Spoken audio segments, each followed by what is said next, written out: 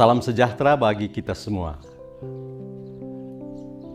Saat ini kita berjumpa dengan suara gembala Gemibem, dan untuk saat ini kita hendak membahas tema Sola Gratia atau hanya oleh anugerah. Tema ini didasari dalam perikop Alkitab Efesus 2 ayat 1 sampai 10, khususnya ayat 8 dan 9. Sebab karena kasih karunia kamu diselamatkan oleh iman, itu bukan hasil usahamu, tetapi pemberian Allah. Itu bukan hasil pekerjaanmu. Jangan ada orang yang memegahkan diri. Saudara-saudaraku, sebuah cerita tentang seekor kera yang biasa berpindah pohon yang dipanjatnya dengan melewati ranting karena di bawahnya ada rawa. Suatu ketika ranting yang biasa dilaluinya patah pada saat ia memegang untuk melewatinya, sehingga ia jatuh di rawa tersebut dan ia mulai tenggelam. Teman-temannya hanya bisa menatapnya, tidak bisa berbuat apa-apa. Tiba-tiba ada pohon yang roboh di dekatnya, tapi tidak menimpanya.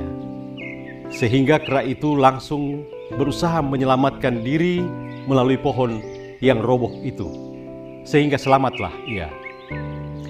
Melalui cerita di atas, kita bisa memahami tentang karunia atau arti daripada sola gratia, yaitu belas kasih Tuhan kepada manusia. Terjadi semata-mata karena anugerah, sehingga manusia tidak dapat mengklaim keselamatan kekal melalui perbuatan baik maupun oleh kesalehan khusus. Perikop ini atau Efesus 2 ayat 1 sampai 10 menjelaskan bahwa ayat 1 sampai 3 adalah kematian manusia karena dosa, dan ayat 4 sampai 10 hanya karena kasih karunia Tuhan manusia beroleh keselamatan, bukan usaha manusia, sehingga tidak boleh memegahkan dirinya.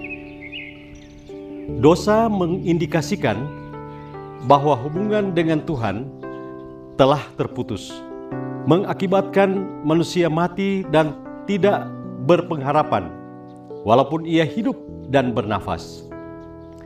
Disebutkan dia mengikuti jalan dunia.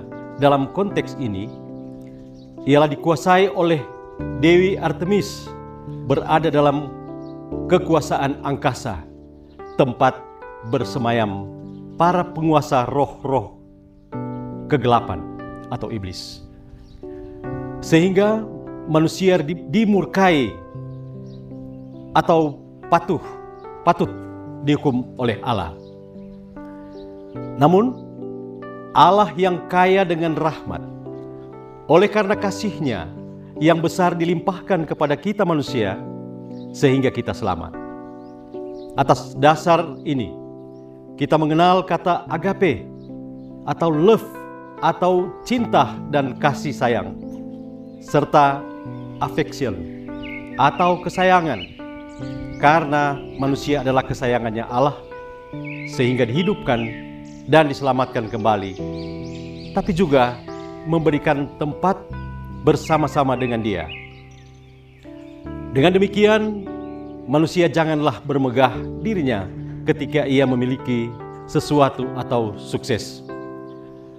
Pada saat yang sama juga, dia wajib bersyukur dan bersemangat karena dia tidak mati, tapi selalu terhubung dengan pemberi hidup dan keselamatan.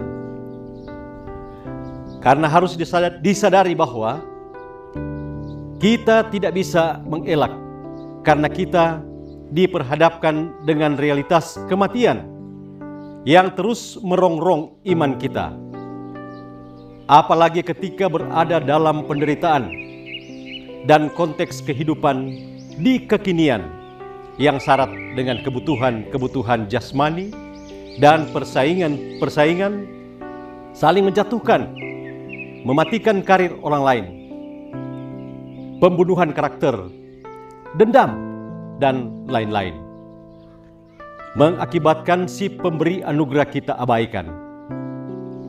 Berhati-hatilah. Oleh karena itu, selaku objek kasih karunia, kehidupan kita patutlah diisi dengan kehidupan yang bersyukur dan menjadi berkat untuk meneruskan kasih karunia kepada sesama objek anugerah lainnya.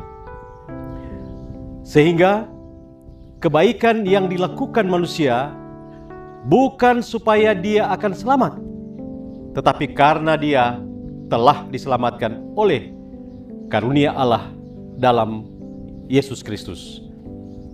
Sola Gratia, selamat berkasih karunia. Shalom.